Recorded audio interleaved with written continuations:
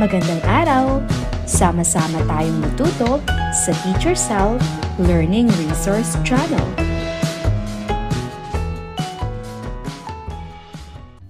GMRC 3, Quarter 1, Week 1. Ang paksa ay sariling hilig at kakayahan. Para sa unang araw. Pagmasdan ang mga larawan. Pumili ng isang larawan na nagpapakita na iyon ang iyong hilig o gustong ginagawa. Idikit ito sa chart. Narito ang chart ng talento at kakayahan. Pagtugtog ng instrumento ng pangmusika, umawit, sumayaw, magtanim, magluto, at magbasa. Sino-sino sa inyo ang mahilig tumugtog ng instrumentong pangmusika? Sino sa inyo ang hilig ay pag-awit? Sino-sino sa inyo ang hilig ay pagsayaw? Sino-sino sa inyo ang hilig ay pagtatanim? Sino-sino sa inyo ang hilig ay pagluluto? Ang hilig ay pagbabasa. Ang hilig ay mangolekta ng mga selyo. Ngayon ay ating pag-uusapan ang ilang salita upang mas maunawaan ang ating aaralin. Hilig, gusto at karaniwang ginagawa pagkatapos mag-aral at tumulong sa gawaing bahay.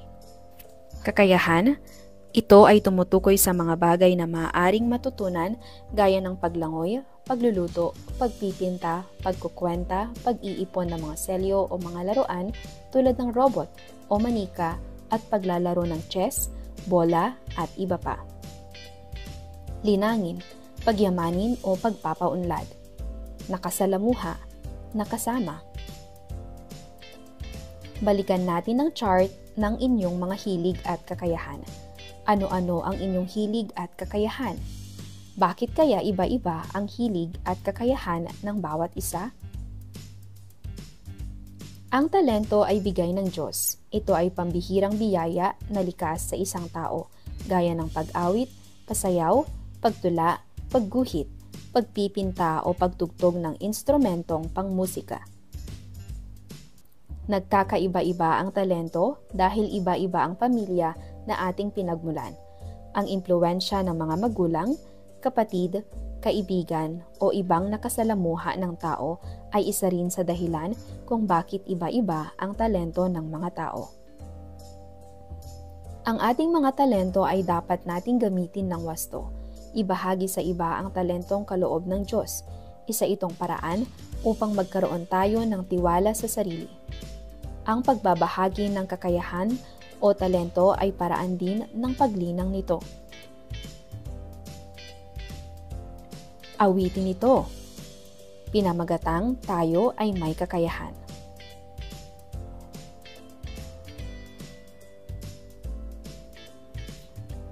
Tungkol saan ang awit? Ano-ano ang kakayahang binanggit sa awit? Ikaw, ano ang iyong kakayahan? Isulat ang hinihingi sa graphic organizer. Ako ay si at ibigay ang iyong mga kayang gawin.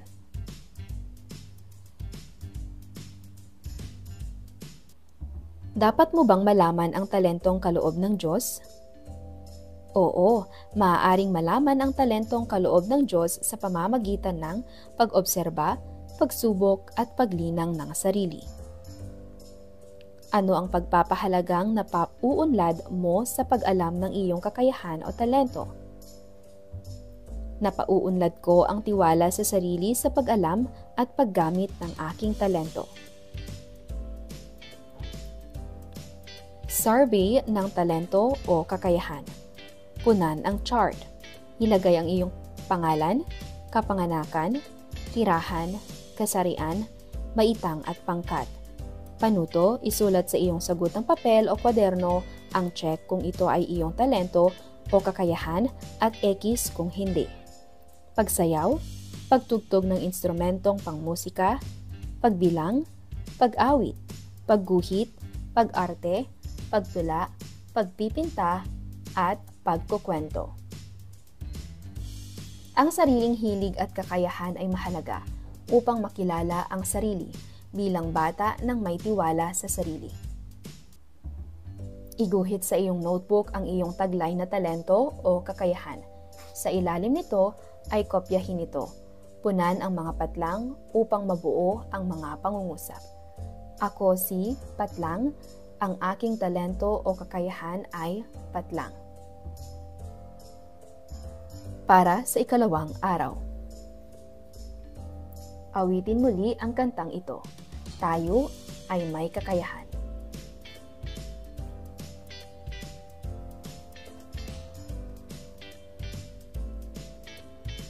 Ano-ano ang iyong talento? Sa araw na ito ay inaasahan na maisa-isa ang sariling hilig at kakayahan. May ugnay na ang sariling hilig at kakayahan ay mahalaga upang makilala ang sarili bilang bata ng may tiwala sa sarili. Batay sa ating napag-usapan kahapon, ano ang ibig sabihin ng kakayahan? Baybayin o spell ang salitang kakayahan. Ipalakpak ang bawat pantig ng salitang ka, ya, han. Ang talento ay pambihirang biyaya mula sa Diyos. Ito ay likas sa isang tao, gaya ng pag-awit, pagsayaw, pagtula, pagguhit at marami pang iba. Samantalang ang kakayahan ay tumutukoy sa mga bagay na maaaring matutunan, gaya ng paglangoy, pagluluto, pagpipinta, pagkukwento, pag-iipon ng mga selyo o mga laruan tulad ng robot o manika at paglalaro ng chess, bola at iba pa. Mainam na malinang ang talento at kakayahan. Ito ay nakatutulong upang magkaroon ng maayos na tiwala sa sarili ang isang tao. Ang talento ay bigay ng Diyos. Ito ay pambihirang biyaya na likas sa isang tao. Basahin ang tula. Iba-ibang kakayahan. Iba-iba ang kakayahan ng bawat tao sa lipunan. May mahusay sa pagpipinta, ang iba ay sa pagkukwenta. May mahusay sa paghahalaman, ang iba'y sa hayop na inaalagaan. Basta ang laging tandaan, paunlarin anumang kakayahan upang maibahagi sa tanan, sa tahanan man o pamayanan. Bigkasin ang tula. Ano ang pamagat ng tula? Ano ang pamagat ng tula? Ang pamagat ng tula ay iba-iba ang kakayahan. Ano-anong kakayahan ang binanggit sa tula? Pagpipinta, pagkukwenta, paghahalaman, at pag-aalaga ng hayop. Ano ang dapat gawin sa kakayahan ayon sa tula? Dapat paunlarin ang kakayahan upang maibahagi sa iba. Ikaw, paano mo ibinabahagi? Ibinabahagi ko ang aking kakayahan sa pagtulong at pakikilahok sa gawain sa bahay o pamayanan. Magtala ng 3 kakayahan. Ngayon naman ay humanap ng kapareha. Kung may kapareha na, ay basahin ang iyong isinulat at ibahagi kung paano nakatutulong sa iyo ang iyong kakayahan. Pagkatapos ay ang kapareha naman ang bigyang pagkakataon para magbahagi. Ang sariling hilig at kakayahan ay mahalaga upang makilala ang sarili bilang bata ng may tiwala sa sarili. Para sa pagtataya, iguhit sa iyong kwaderno ang masayang mukha kung ang pangungusap ay nagpapakita ng tiwala sa sarili at malungkot naman kung hindi. Una, si Marisa ay batang nasa 3 baitang. Mahusay siya sa paghahalaman. Ibinahagi niya ang kanyang kakayahan sa paghahalaman sa kanyang mga kaklase. Dahil dito, siya ay pinarangalan ng kanilang punong guro. Tama, ito ay masayang mukha. Mahusay sa matematika si Arnel. Tinulungan niya ang kanyang kaklase na hirap unawain ang aralin nila. Magaling, ito ay tama. Mahilig mangolekta ng selyo si Ramon. Maingat niya itong idinidikit isa-isa sa malinis na papel at nilalagyan ng plastik. Hindi niya ito ipinakikita sa mga nais matutunan ang wastong paraan ng pangongolekta ng mga selyo. Mahusay, ito ay malungkot na mukha. Mahilig magluto si Karen. Ugali niyang tumulong sa kanyang nanay sa paghahanda ng kanyang iluluto. Mahusay, ito ay masayang mukha. Mahusay maglangoy si Rico na isang bata, nasa baitang 3. Sumasali siya sa mga kompetisyon. Ibinabahagi niya ang mga premyo niyang natatanggap sa mga kapuspalad. Magaling, ito ay masayang mukha. Para sa 3 araw. Ano-ano ang iba't ibang talento at kakayahan na ating napag-aralan? Ano ang dapat nating gawin sa ating mga talento at kakayahan? Tingnan ang mga larawan.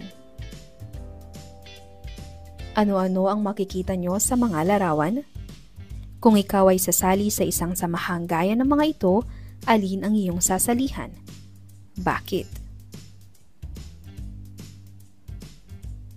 Sa araw na ito ay inaasahan na kayo ay nailalapat ang sariling hilig at kakayahan tungo sa kakayahan sa pagpapatibay ng tiwala sa sarili. Naipaliliwanag na ang sariling hilig at kakayahan ay mahalaga upang makilala ang sarili bilang bata na may tiwala sa sarili. Ngayon ay ating pag-uusapan ang ilang salita upang mas maunawaan ang ating aaralin. Exhibit, display ng mga ginawa o produkto para maipakita sa mga tao. Maaaring ipagbili ang mga gamit o produkto sa exhibit. Ang pagkakaroon ng tiwala sa sarili ay may iuugnay sa paggamit ng wastong mga talento. Kaloob ng Diyos. Ang pagbabahagi ng talento ay kakayahan sa kapwa ay paraan din upang magkaroon ng tiwala sa sarili.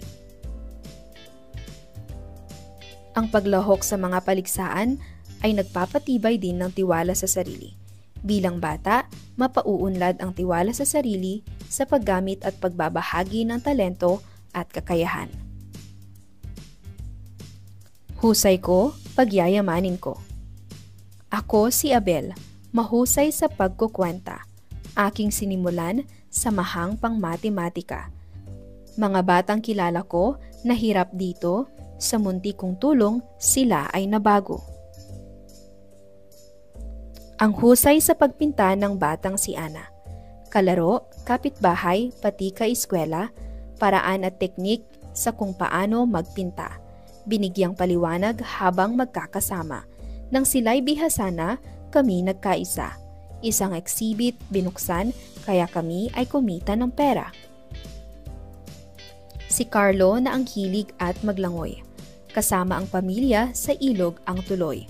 Kaya sa paglalangoy, siya ay bihasang-bihasa. Kaya anumang kompetisyon ang salihan niya. Laging nasusungkit ang gintong medalya. Sino ang unang bata sa saknong? Tama, si Abel.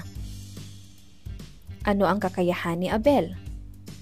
Mahusay sa pagkukwenta. Paano ibinabahagi ni Abel ang kanyang kakayahan? Sa pagtulong sa mga batang nahihirapan sa matematika. Dapat ba siyang tularan? Bakit? Oo, dahil ginagamit niya ang husay niya para tumulong. Sino naman ang ikalawang bata? Si Ana. Saan mahusay si Ana? Mahusay sa pagpinta. Ano ang ginawa ni Ana? Nagturo ng teknik sa pagpipinta at nag-exhibit.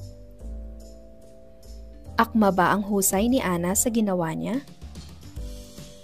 Oo, dahil ginamit niya ito sa kabutihan at kumita pa sila. Sino ang ikatlong bata? Si Carlo. Bakit kaya naging bihasa sa paglalangoy si Carlo? Dahil palagi siyang lumalangoy kasama ang pamilya. Ano ang resulta ng palaging paglalangoy ni Carlo kasama ang kanyang pamilya? Nanalo siya ng gintong medalya sa kompetisyon. Ikaw, ano ang iyong kakayahan? Tama ba ang iyong sinalihang samahan upang ibahagi ang iyong kakayahan? Magtala sa iyong kwaderno ng 3 samahang pampaaralan kung saan mahahasa ang iyong talento at kasanayan. Ang pagpapaliwanag ng sariling hilig at kakayahan ay mahalaga upang makilala ang sarili nila bilang bata ng may tiwala sa sarili. Isulat ang tama kung wasto ang sinasabi sa pangungusap at mali kung hindi. Mahusay sa pagbigkas at pagsasaulo si Leia. Ilalaban siya sa buwan ng wika. Ito ay tama. Mahusay mag-alaga ng halaman si Rosa. Sumali siya sa paligsahan sa pag-aalaga ng mga hayop. Mali. Mahusay sa pag-awit si Mika. Sumali siya sa koro ng kanilang paaralan. Ito ay tama. Ang batang si Sarah ay pagsasayaw ang husay. Paligsahan sa pag-awit ang sinalihan niya. Ito ay mali. Pag-arte ang husay ni Mila. Pag-aartista ay pinasok niya. Ito ay tama. Para sa 3 araw. Bakit kailangan na bagay sa iyong talento o kakayahan ang sasalihan mong paligsahan o gawain? Tingnan ang mga larawan. Batay sa mga larawan, ano-ano ang paraan na natutulong sa paglinang ng talento at kakayahan? Sa araw na ito ay inaasahan na maipakita ang tiwala sa sarili sa pamamagitan ng kawilihan na paunlarin ang kanyang hilig at kakayahan. Mapatunayan na ang sariling hilig at kakayahan ay mahalaga upang makilala ang sarili bilang bata. Ngayon ay ating pag-uusapan ang ilang salita upang mas maunawaan ang ating aralin. Eksperto, bihasa, may malalim at malawak na kaalaman, talento o kakayahan sa paggawa ng isang bagay. Pag-iensayo, pagsasanay. Ang pagpapaunlad sa sariling talento, hilig at kakayahan ay mahalaga at pagpapakita na nais na magkaroon ng tiwala sa sarili ng isang tao. May iba't ibang paraan kung papaano mapauunlad ang talento, hilig at kakayahan, gaya ng pagsali sa mga paligsahan, pagpapaturo sa mga bihasa o eksperto, pag-aaral o pagbabasa, pagtatanong o pagsasangguni sa bihasa o eksperto, at patuloy na pag-iensayo o pagsasanay. Tayo ay magbasa. Salamat po. Salamat po o Diyos sa talentong kaloob, sa kasanayang natutunan sa tahanat paaralan. Patuloy nawa itong lumago at umunlad sa tulong ng pamilya, guro at eksperto, upang pagkatao ko'y mahubog na totoo. Ano ang pamagat ng panalangin? Salamat po. Ano-ano ang pinasasalamatan ng nagdarasal? Sa talento, kasanayan, tahanan at paaralan. Sino-sino ang tumutulong sa pagpapaunlad ng talento at kakayahan ng nagdarasal? Pamilya, guro at eksperto. Ano-ano ang paraan ng pagpapaunlad ng talento at kakayahan? Patuloy na pag-aaral, paggabay ng iba at pagsasanay. Dapat mo bang malaman ang talentong kaloob ng Diyos? Oo, maaaring malaman ang talentong kaloob ng Diyos sa pamamagitan ng pag-obserba, pagsubok at paglinang ng sarili. Sumulat sa inyong kwaderno o sagutang papel ng isang pangako kung paano malilinang ang sariling talento at kakayahan. Ang sariling hilig at kakayahan ay mahalaga upang makilala ang sarili bilang bata. Isulat ang hinihingi sa bawat kolum. Isulat ang iyong mga kakayahan at mga paraan upang malinang ito.